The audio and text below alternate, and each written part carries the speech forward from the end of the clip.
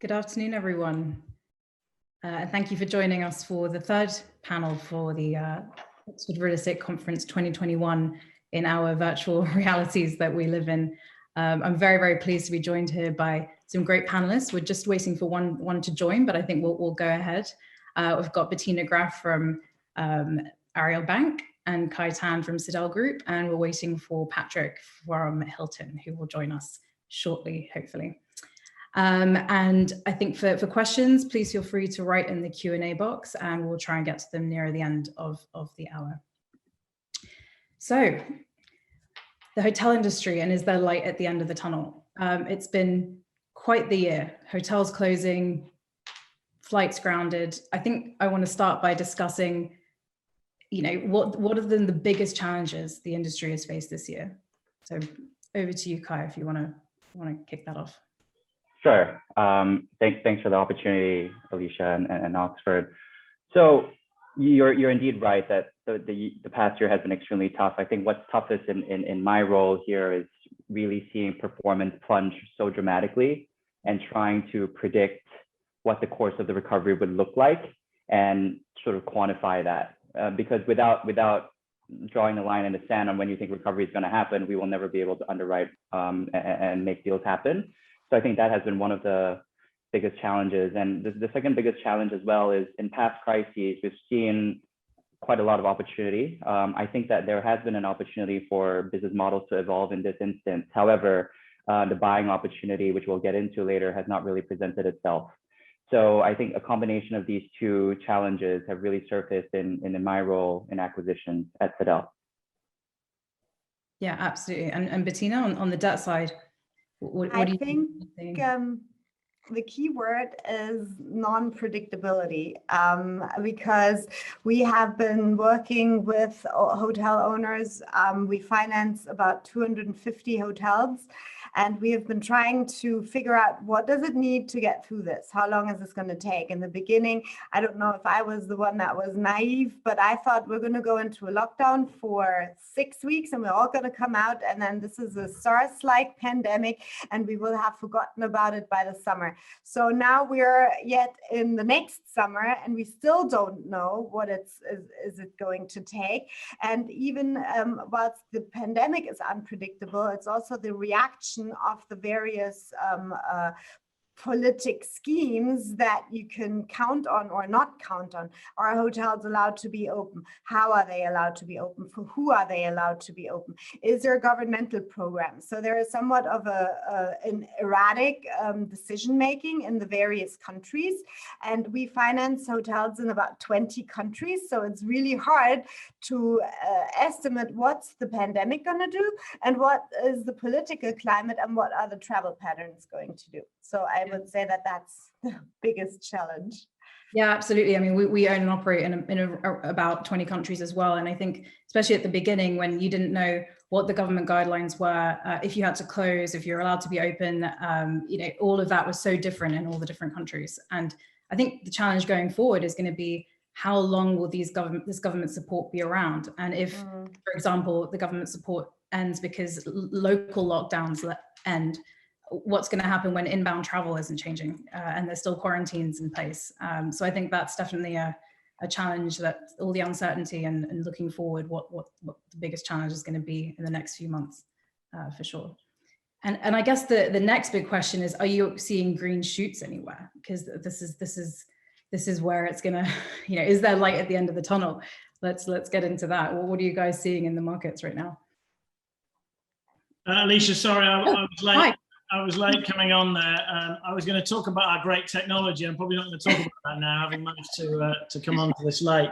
It was interesting, and I guess your question was around the sort of biggest challenges that we've seen over the last 12 months. And I talking to a cross section of our team. I think probably, notwithstanding everything we know in terms of being able to meet debt service, pay suppliers, give customers refunds. I mean, the list is endless. But interesting enough, today, if I talk to most of my colleagues at the front end of the business who run our hotels, probably the biggest challenge is the health and well-being of our workforce, and the mental health bit and well-being of our workforce, which I think many companies are seeing both professionally but also personally. And I think, you know, if you think about staff who've been furloughed, managers who've been traditionally managing a business, that a massive part of what they're trying to do today is to manage a workforce that have had enormous uncertainty.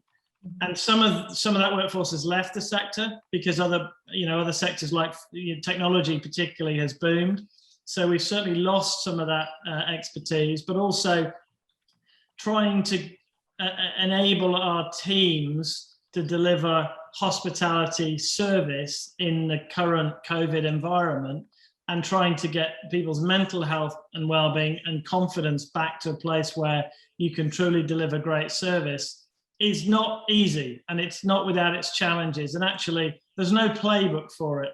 So much of what we've been trying to do is to find our way and work our way through how that plays out in different markets. Markets are closed, then they're open again, then they're closed again. And I just that's probably been one of the biggest challenges. It's how do you manage everybody involved in that and give them the confidence that we're going to work our way through this. And that's taken a lot of new learning and getting the business back to a place where you can provide that confident hospitality service again. It's a huge challenge.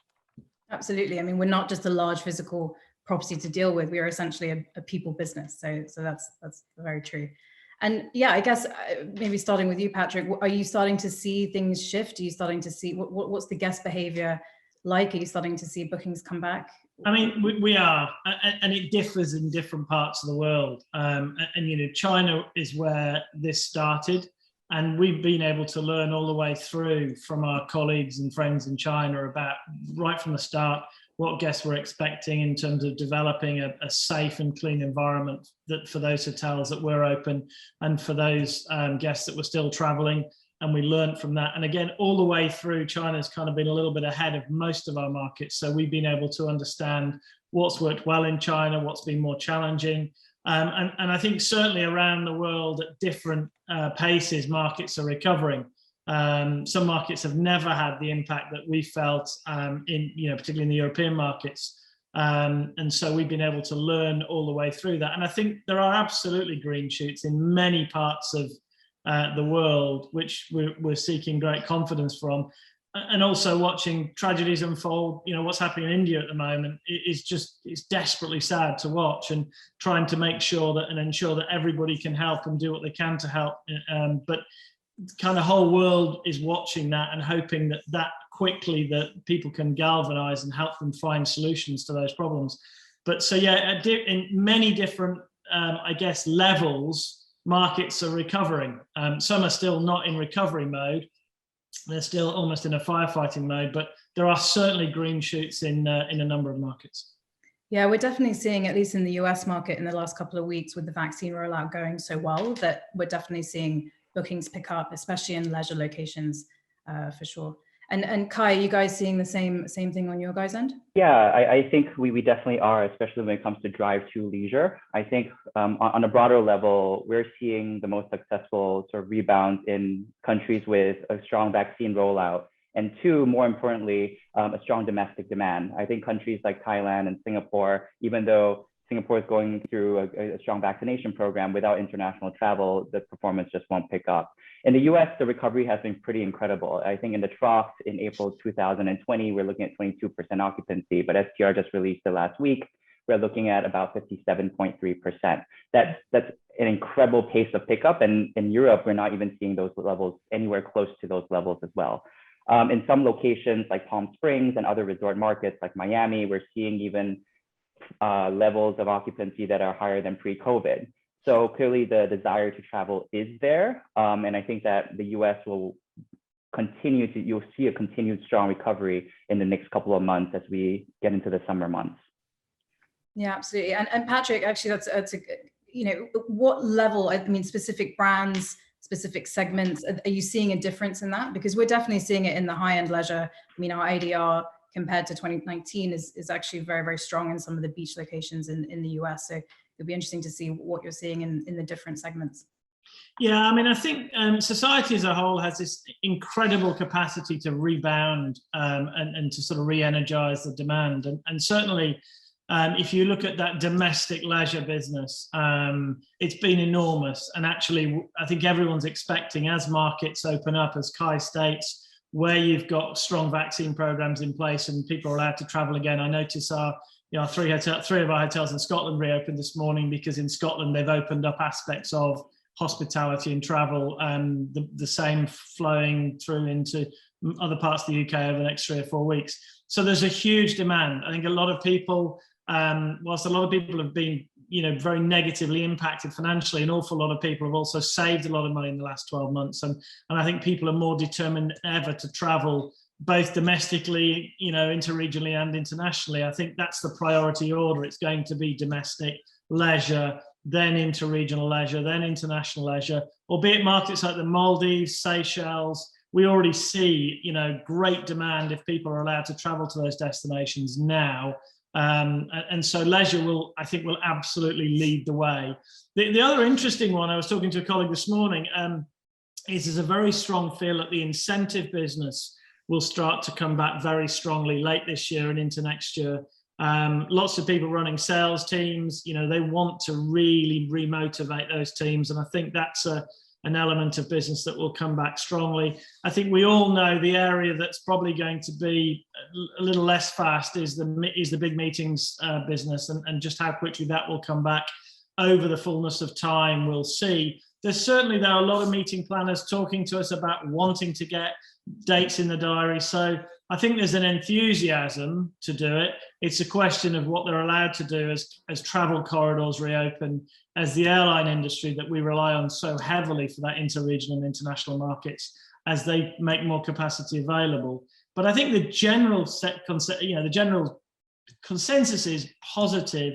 It's just not quite sure what the time frame looks like. Yeah, and I mean, people say that it's going to be the next roaring 20s coming out of this thing. So it is, the leisure looks like it's going to come back and come back fast. But what about the business segment? I mean, everything we all travel. We travel regularly, and I've talked to I don't know how many owners over the last 6 months, and they're all desperate to get face to face again. And I think we're all slightly sort of conservative, but I think people will travel again. I think business travel will come back. Some elements may change. It'd be interesting to see whether mix of business travel, economy travel, where people buy. But I genuinely think it will come back. Quite how fast, we don't know. But I think, we're in the business in hospitality of people serving people, but almost every business relies on the ability to talk to people, to meet people, to develop and build relationships. And I know we've all spent lots of time on Zoom and the various technology solutions, but nothing is better than that face-to-face contact, the ability to meet and understand kind of what somebody's trying to achieve and how we can work together. And the other thing is, we've all been in our respective businesses for a while. Just imagine the new team members that are coming into our respective businesses that don't know anybody yet. And they're going to have to get FaceTime with people. So our view is it's absolutely going to return. Will it be identical? Don't know. Will there be lots of demand? Absolutely. You guys think the same, Bettina, Kai? I truly believe that people do want to travel. The leisure side, yes, we have seen it. We have seen the booking patterns. We financed a property in the Maldives that has had 30% higher RevPAR in December than they had in December 2019. So, I mean, that is real and that is there. People can't, and they don't care how much they spend. They just want to go on holiday. So that segment is already there. With regards to individual business travel, yes, there may be the odd meeting that you may be wanting to do or that you can do on Zoom that you wouldn't have done otherwise. Those are generally meetings that are day trips, I believe. So I think that may affect the travel industry or the airline industry rather than the hotel industry. I also believe that there is a certain level of demand that we have not discovered yet. It's that level of demand of those people that have moved outside of the city and are now only commuting to the city once or twice a week and may require one room night that they didn't require before. So I think we should also look at the demand that can be induced and created by this current situation. And then I'm sure some of you follow the SDR presentations, and Robin Rossmann once said, you know, when you travel, or you may not want to go and see your client, but when you find out that your competitors are going to see your client, you're going to be the first one on that plane again. So it's going to be considered a competitive advantage. And when you go and see somebody, and that's what I think we're going to go back to. Also, obviously, groups a little touch and go, or conferences, particularly, you know, I have the feeling these days, sometimes I watch TV and I see a big gathering, you know, I see a rock concert on television and I get goosebumps because I'm like, oh, wow, this is not allowed. What are they doing, all these people? So there is going to be a certain level of a hurdle, but once you've done it, the first flight that you've taken after COVID started was a little odd, but then, you know, you've been on it, you've done it, and the second one is easy again. So the same is going to be the case for conferences. And whilst I can meet a lot of people from my desk, you know, I don't meet the people that I bump into in a conference just like that. And it's much more cumbersome. I think 2 days at a conference is much more efficient than 2 days at your desk trying to speak to people that you haven't met in 6 months. It's very, very time consuming and less efficient. So I think people are going to appreciate that again as well. So I'm positive. I'm positive about the hotel industry and the fact that demand is going to come back. I have a screen that shows me sitting in an airplane seat.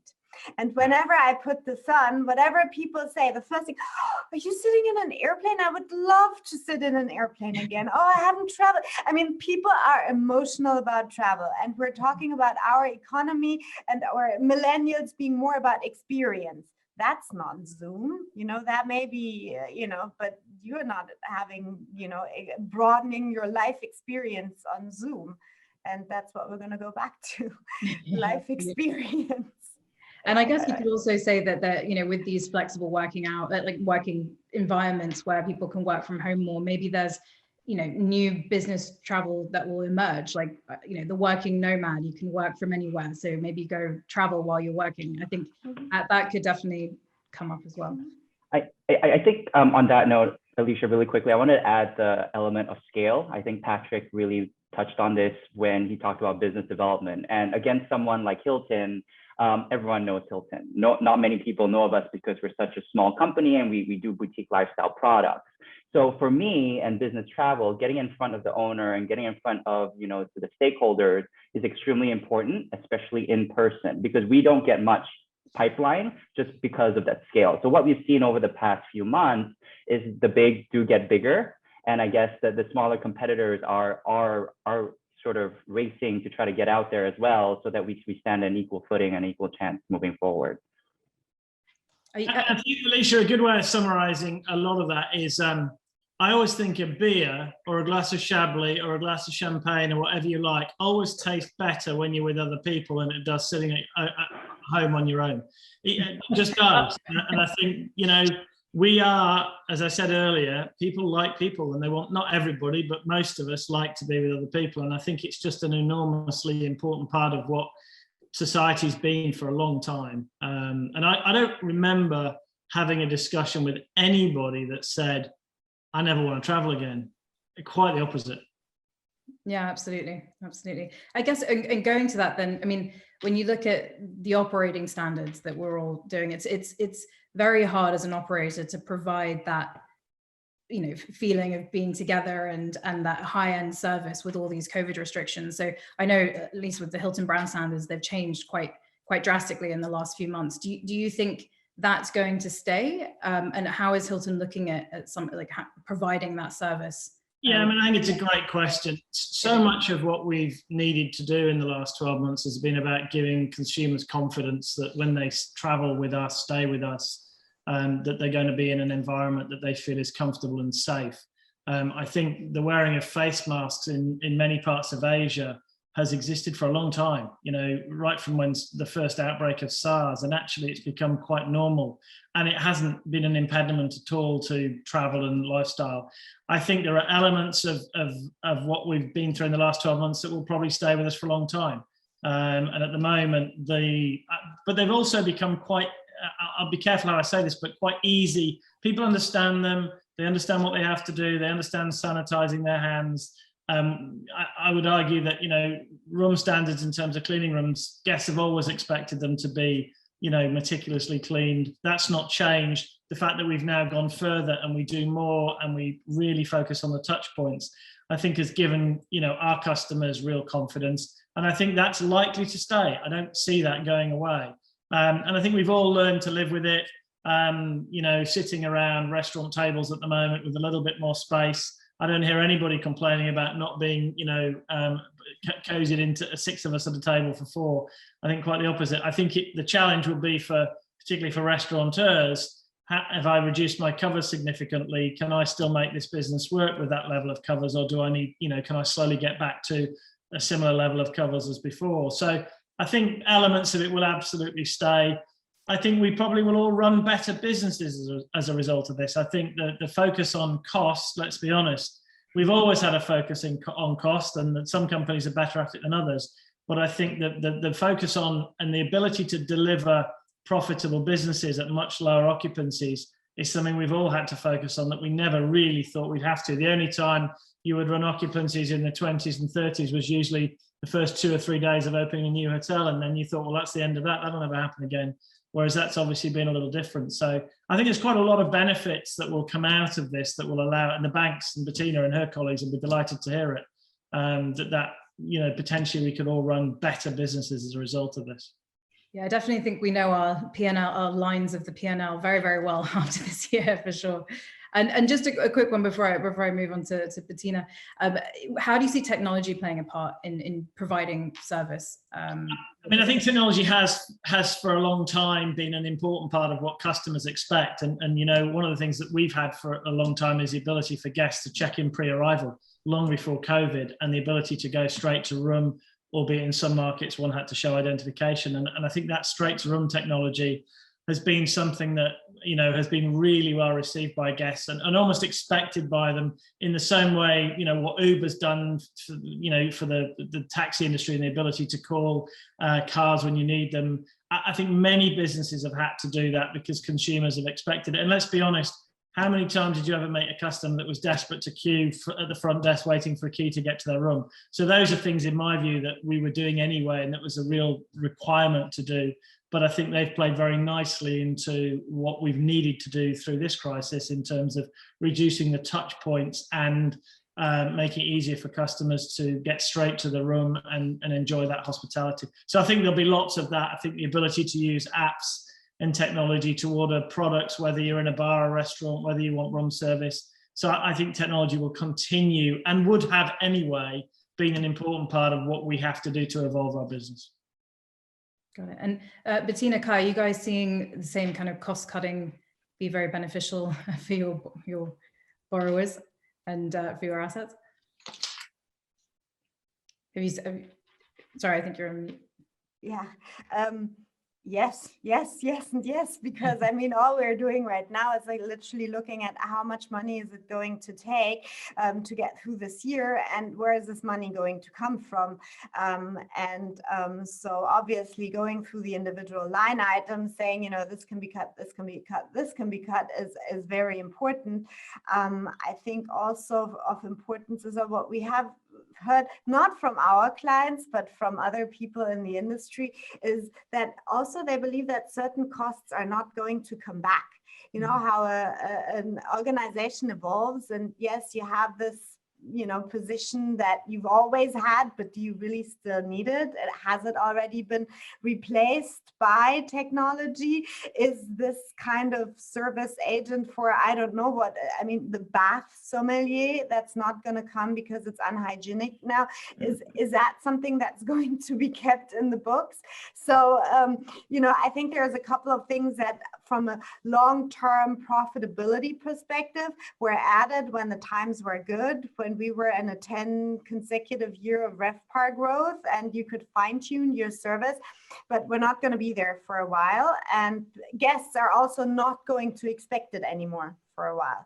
I think there is a certain change in priorities. So rather than having the perfect service, I'd like to have the safest service. And hence, I think there's going to be a couple of positions, a couple of costs that may not necessarily be coming back, or at least I would hope so as a banker. And so, yeah, I guess you bring up, where is the money going to come from, you know, to get us through to the end of this? So how are the banks looking at that? And what kind of things are they doing to help their borrowers through this time? By the way, this is the point where everyone should take notes. So I know, we're all holding. This is the most important question. Okay, so here it goes. No, what we do is we look with our borrowers together at, you know, what does it really take to get through this crisis? And we realize that we're in this together. Like we are in this when, for example, extraordinary costs come our way. Let's say a hotel needs a renovation, and then we say, okay, the renovation is going to cost a certain amount of money. Who takes up which part of the bill? And that we can do to a certain point. So we can say we'll contribute some money to support with, let's say, interest expense, or with operating expense. We contribute some funds potentially for some people to renovate their hotels, because some of the hotels have really been running at 90% occupancy, which doesn't allow for a significant renovation that is very important to have had. So we'll look at this, but it's a shared effort. And I think also the operators need to participate in one way or the other, not necessarily in terms of funds, if they are not part of the ownership, but in terms of, you know, which FF&E reserve can potentially be used up right now, which FF&E reserve requirement may be needed. For those that are not familiar with the term, this is money that the hotel brand are asking the owners to set aside for future renovations. Obviously, as the hotels are not being used, it may be nice to release some of these funds to contribute to paying employees. So we think it's a give and take with everybody. And it obviously, our position in the hotel is limited to its value. We never have additional security. So once we approach a certain percentage of value in terms of our loan amount, we're obviously capped there as well, because, you know, there's only so much that we can contribute without being secured for it. So how are you actually looking at that valuation piece? That's an important piece, right? Because, you know, 2020 valuations are obviously going to be down at least, you know, average 15% probably from what I've been looking at. How are the banks looking at that? Because obviously it's a hopefully short-term thing and there will be recovery. So valuations are going to change quite a bit. How are you looking at that?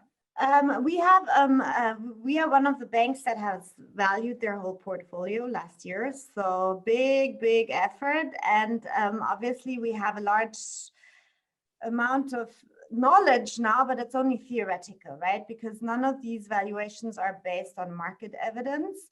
And we have valuations that came out ranging from -10% to -25, -30%, depending on where the properties are and depending on which property type they are. And now we're actually seeing slowly but surely transactions taking place. And these transactions are actually non-distressed transactions and are showing that the value declines may not be as significant as we had originally thought. So I think that is good news. But for us, because we are generally pretty conservative, for example, we started COVID with an LTV, a loan to value ratio of 56% over the entire portfolio. And we're now, with having revalued everything, at 62%. So obviously that has large outliers, lower and higher ones, but that is what keeps us more or less comfortable and what also keeps us in the position to help our borrowers. It's obviously a different situation when you are more aggressively levered. Yeah, absolutely. And I mean, you mentioned that there were some transactions taking place, but I think I've been quite surprised at the lack of distress in the market, except in the lease portfolios. So maybe Kai, what do you think? Will the distress come and when? Yeah, Bettina, you're absolutely right. I think we are seeing a huge bid-ask spread between what buyers are willing to pay for and what the sellers are willing to part with the assets, just because there's a simple fact that there is a light at the end of the tunnel, and we've missed out one big component of this, which is government support. I think, in Europe, this is even more tremendous than in the US. So with the government supporting all these cash flows with loans and, purchase sort of employment programs, et cetera, there really isn't that urgency and the pressure from the banks for them to sell. I think where we did see some distress was in the public markets, last year, or trickling into this year as well, where you saw the hotel REITs, you saw the developers, and their share prices plunged anywhere from 30 to 55, 60%, and some of them are still languishing at that level because a lot of investors don't feel like they have the faith in those companies to be able to weather the storm. So that was a very, very short window, public markets distress in CMBS and in REITs, for example, but only very few investors managed to deploy capital at that time. You had to have a tremendous amount of conviction, number one, and you had to be extremely quick. So that's on the public market side. On the private side, it's anyone's guess. I think right now, my guess is probably a lot less than what we would expected last year. And an example would be, even if there was distressed pricing, if let's say an owner was willing to part with their asset at what Bettina said, maybe let's say 35%. The problem is that there's a wall of capital waiting to come in as well. So some stats, for example, the number of hotel-specific funds since pre-COVID has been up 30%, and the amount raised for hotel-specific funds has been up 50%, just all dedicated to this hotel distress strategy. And this is beside the fact of the 250 billion in real estate private equity that's just waiting to be deployed. So what's going to happen, I think, is that if an owner was forced to part with their assets by the banks at 30%, this wall of capital is just going to keep bidding it up all the way until it hits maybe a 10 to 12% discount. And therefore, even though there was distressed pricing, there wouldn't be a distressed transaction in that sense. So I think, some of the funds out there are worried because the investment horizons are constantly ticking. But will there be distress? I think it's going to be quite limited versus what we initially thought. Interesting. And on the debt side, Bettina, I mean, when you're looking at new transactions, have you changed, the type of hotels you look at and things like that based on what's happened with COVID? A bit. I mean, we have obviously gotten a bit more conservative. So our loan to value ratios are a bit are lower now. I mean, but before we would have looked at 60 to 65. We're now looking at 50 to 55%. The pricing has obviously increased just because the risk has increased. So until that settles, there will be a pricing premium when compared to pre-COVID. What else has changed? We haven't historically looked at many resorts, and all of a sudden resorts are like the thing that's coming back. So, whilst not committing to finance resorts now, our eyes are looking more intensively at resorts when we get resort proposals now. So that's one thing. We're obviously a bit more hesitant on conference just because it's big boxes most of the time that we don't know, is it going to take off next year? As I said, I believe that is going to come back, but the question is more when and how much money is involved until it actually comes back. But apart from this, we're not changing much because I think we will eventually go back to, normalized or a stabilized level of travel, and I don't think that's going to be significantly different to what it was before in terms of quantity, maybe in terms of source markets, but no. We're more open to new things, because what I think it taught us was the more diversified, the better. If we didn't have that one resort in the Maldives, I wouldn't have been able to tell you a success story from our portfolio today. So we're happy we have that one. And I think they're offering vaccines now, right? So hopefully that'll be even more. Yeah. Great. And Patrick, what are you seeing can you talk a little bit about the supply in the market and how Hilton's looking at that? Yeah. There's new builds and what's going on. Yeah, I mean, I think just quickly going back to the, I guess to the question of distress and particularly valuations. I mean, I think I completely agree with Kai at the beginning of this process and over the last 9 months. I've never seen so much capital in Europe looking for hotels. Never, not in my whole career, and not even prior to my career. Anybody ever talking about the volume of funds chasing hotels, but they were all chasing what they anticipated was going to be massive distress. I mean, that's exactly what they were looking for. 30, 50% discounts on valuations from 2019. That just hasn't happened.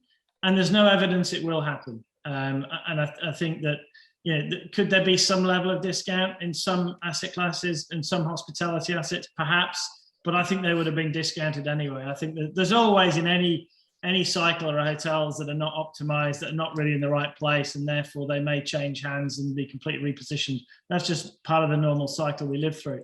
So I think there is not going to be, and we've seen no evidence that there's going to be significant distress in the market, no more than there ordinarily would be.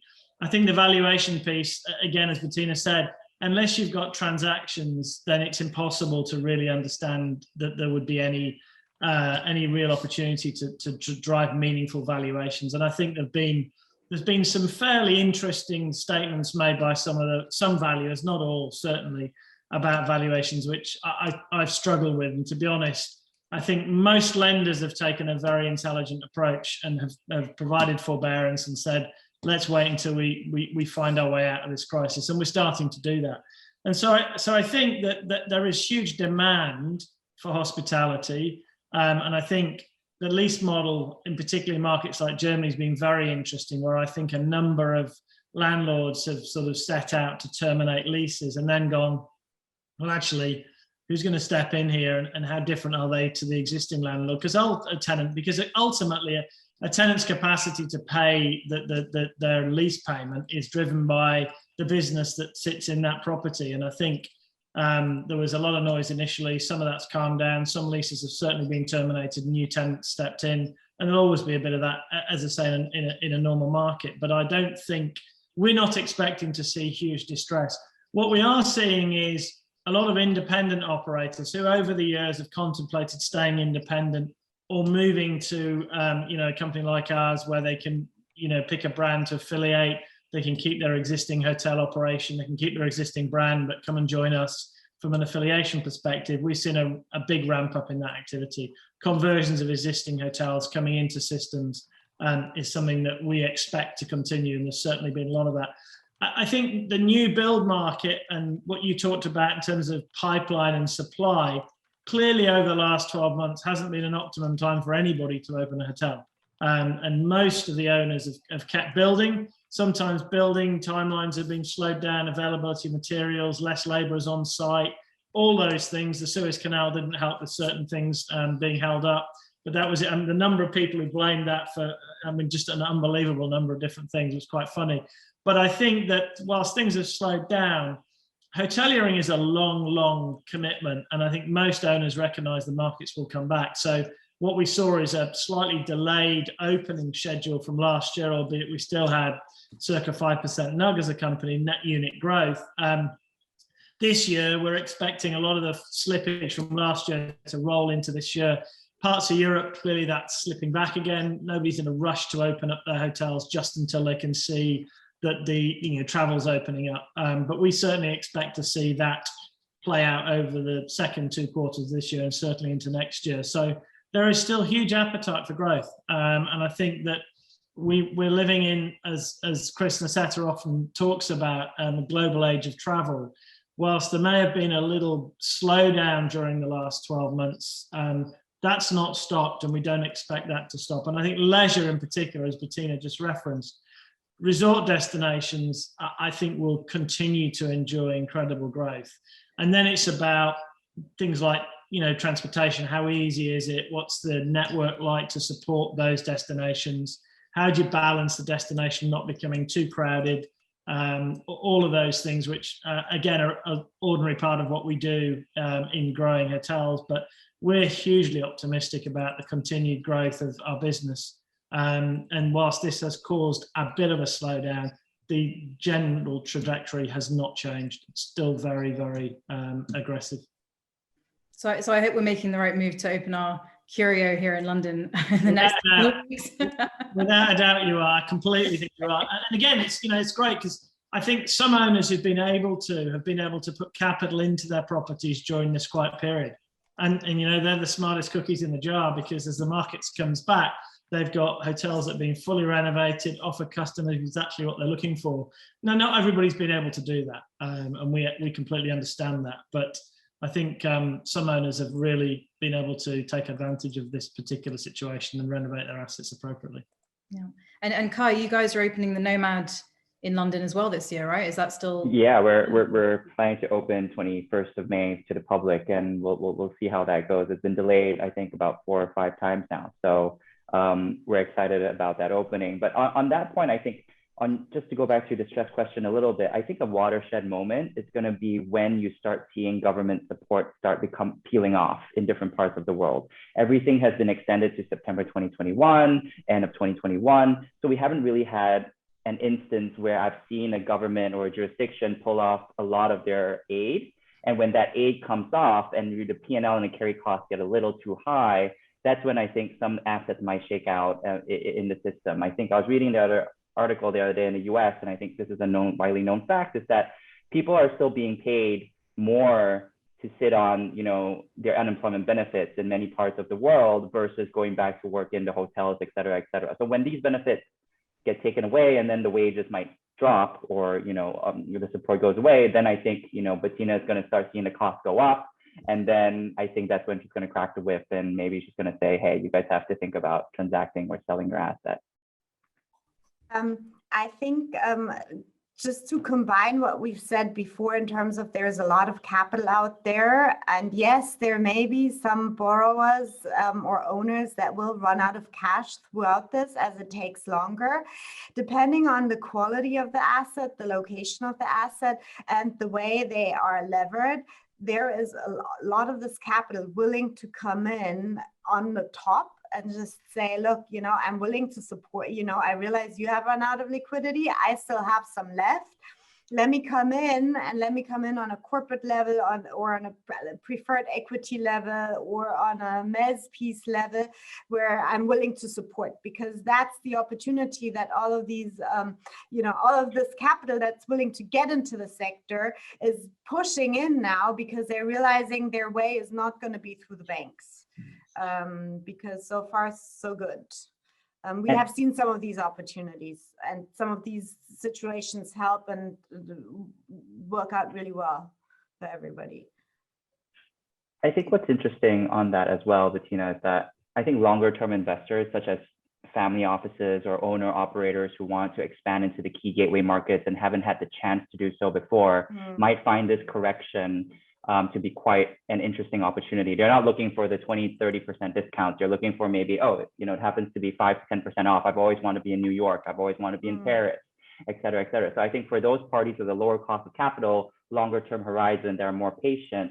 I actually think that this is a great opportunity for them to enter, as they can sort of outcompete and outbid, and they can pay all cash. So they don't really need Bettina at the first juncture, and they can close quite quickly. So I think these are the groups that would be quite advantaged in this situation. And I think the other thing on top of that, Kai, is that we were seeing even pre-COVID, the change in the high street and the changes to office demand, and the office demand the changes may be even greater, is that, big department stores, not quite sure that model's working anymore, so changing to different types of retail. We're certainly looking at opportunities on the high street in some of those major markets that 10 years ago you would only have dreamed of, because retail, and a little bit of this has been accelerated, and I think particularly the way people buy If you weren't buying online a year ago, you almost certainly will be buying some things online today. And so I think some of that will give rise to opportunity, particular for alternate use of real estate in some of those destinations. And I think some of those family offices, as you say, see the opportunity to go and look at some of that real estate that in the past was only ever going to remain retail, changing. And that change of use is a theme we're starting to see. Yeah, I agree. Okay, so looking forward, I guess the big question for you, Patrick, and Bettina and Kai, all of you, what do you think contracts will look like, and will they be different in the long term? You know, looking at franchise and management agreements, looking at debt facilities agreements, is there going to be more flexibility? Is there going to be a pandemic clause? What are you guys seeing, and what do you think can happen? Sure, I'll just take that first. I think I'm already seeing pandemic clauses actually starting to appear.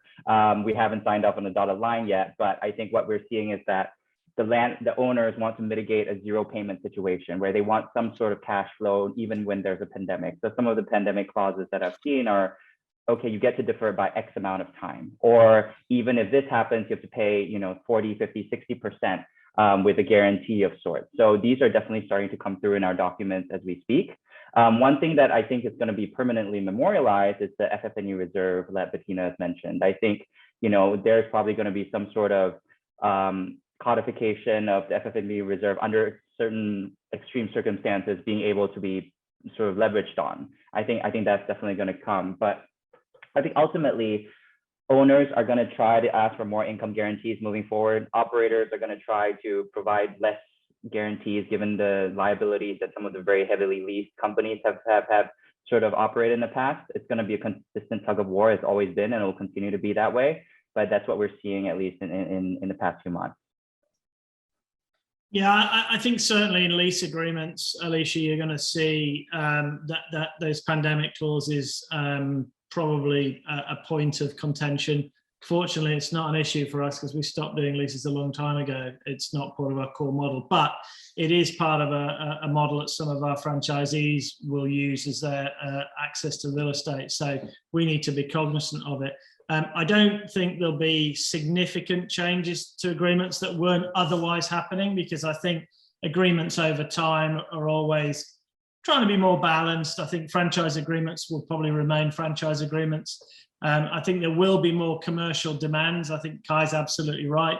Whether they manifest themselves in significant changes, I think it's unlikely, certainly from our model, that there'll be significant changes. You're always trying to find the right balance of risk and reward. It actually thus far hasn't been a topic. And we're still signing, you know, close to 20 agreements already this year in this region. That's not been an issue that we've seen raised, other than it's been a topic of discussion, but everyone's felt that the way it's worked. And again, I think we've worked hard to get close to our owners and give them all the support. Things like FF&E relief, the ability to use FF&E funds for other things are all the things that we've been doing over the last 12 months. Were they contractually in documentation? Not at all. But it's always, you know, an agreement's an agreement, but you always want to try and do the right thing. Nobody ever anticipated the last 12 months. So we've tried to do the right thing, even though there was no contractual obligations to allow for things to be handled that way. But, you know, it's the right thing to do. Our business is like anybody else's. It's about long-term relationships and making sure we try and find the right solution, because we want to come out of this with happy clients, happy investors. And the only way to do that is to work together through this. Bettina, over to you. Facilities agreements, how will these change in the hotel space?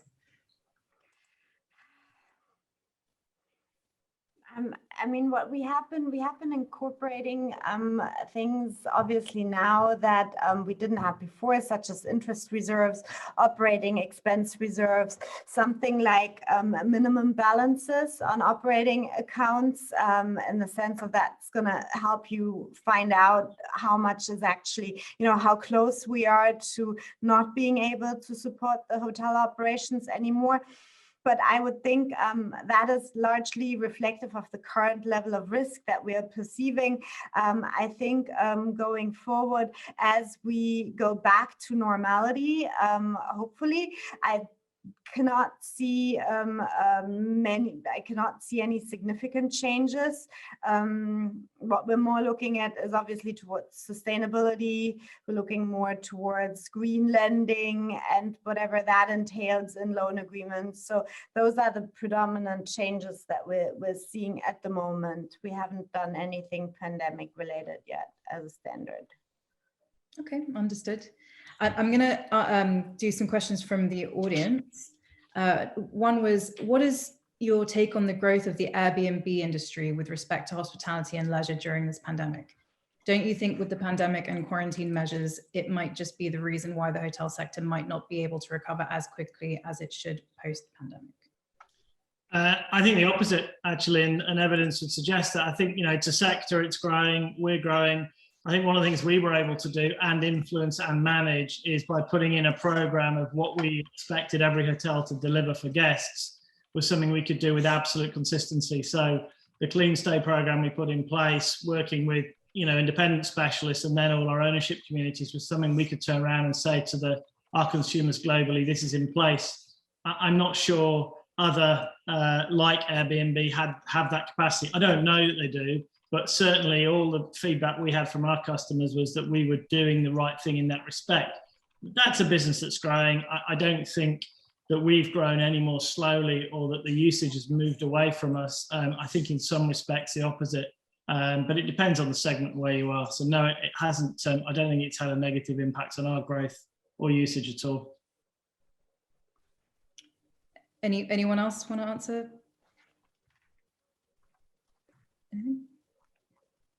No? I think Patrick answered it pretty well. Okay. Next one. If there is likely to be a surge in pent-up demand, what signals are operators looking for on the timing to reopen capacity prudently? How do you balance the opportunity with the risk of a setback?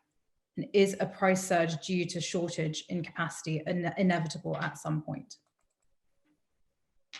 I'll give this one a go. I don't think we would love a price surge. I think only in resort markets with really, really high demand, you might see ADRs come up, but our occupancies are just so low today that there's so much room for occupancies to pick up before we even think about pushing ADRs or average daily rates, to be very honest with you.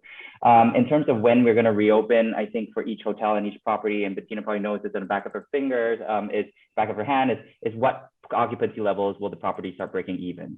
And this differs from market to market as well. I think, in general sentiment is maybe 30 to 40%, or it could be somewhere lower for the extended stay or limited service segments.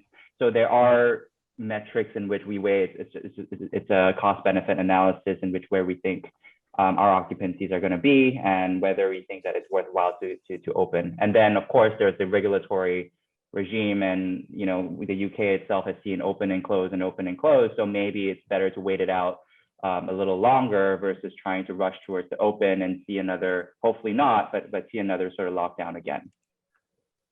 I think the sector's enjoyed very sophisticated levels of yield management for a number of years now, and it's something that I think we've got better and better at. And much of yield management is seeing what's coming through and being able to react to it very quickly.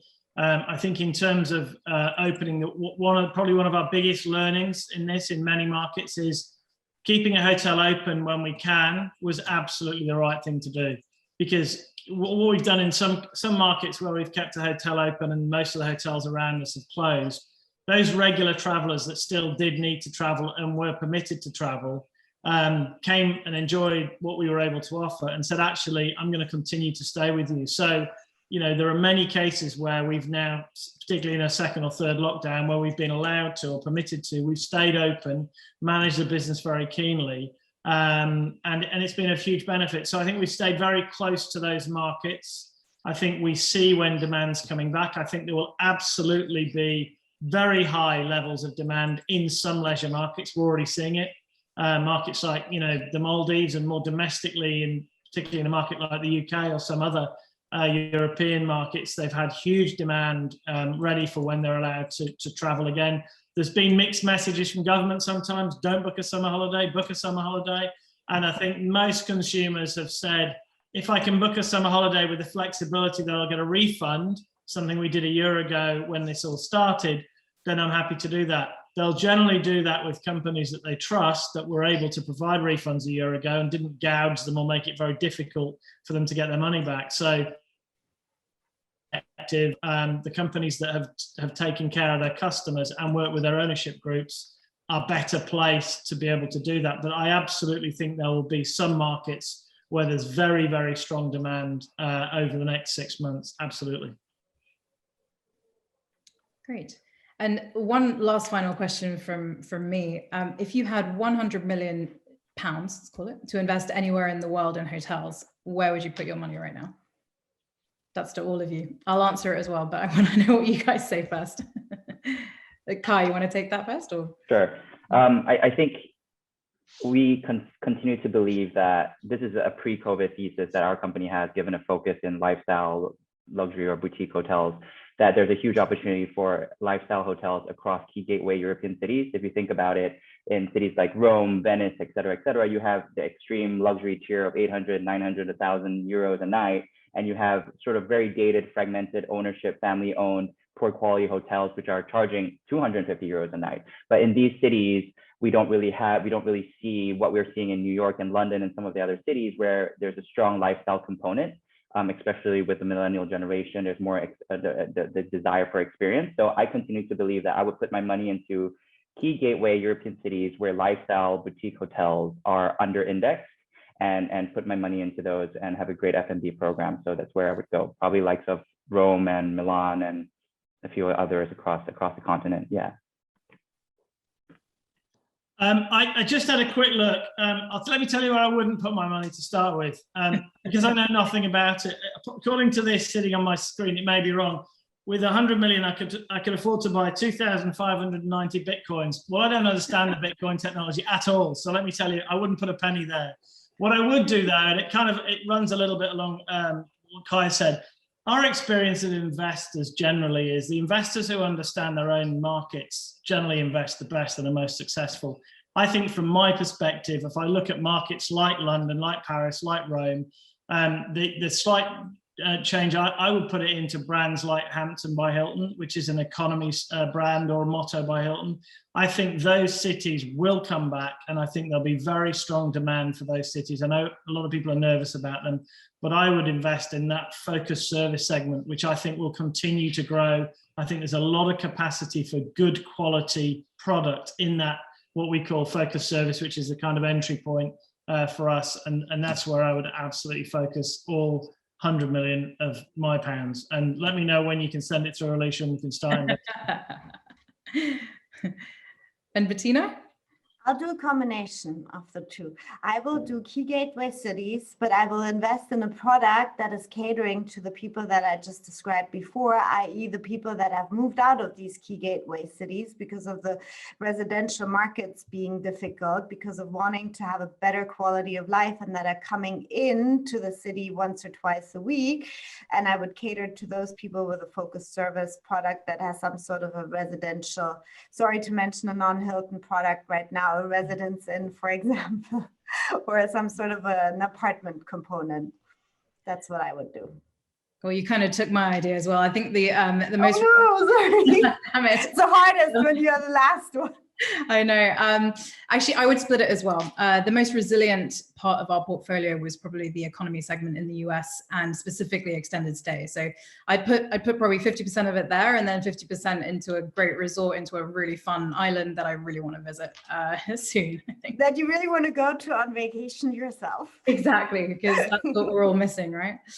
Well, thank you guys. This has been really, really great. I think clearly it's been a tough year for our industry, but it sounds like we're all positive and it's in a resilient industry, and let's just hope that the recovery happens as quickly as possible. So thank you very much, guys. Thanks, Alicia. Thank you. Thank you. Thank you. Bye. Bye.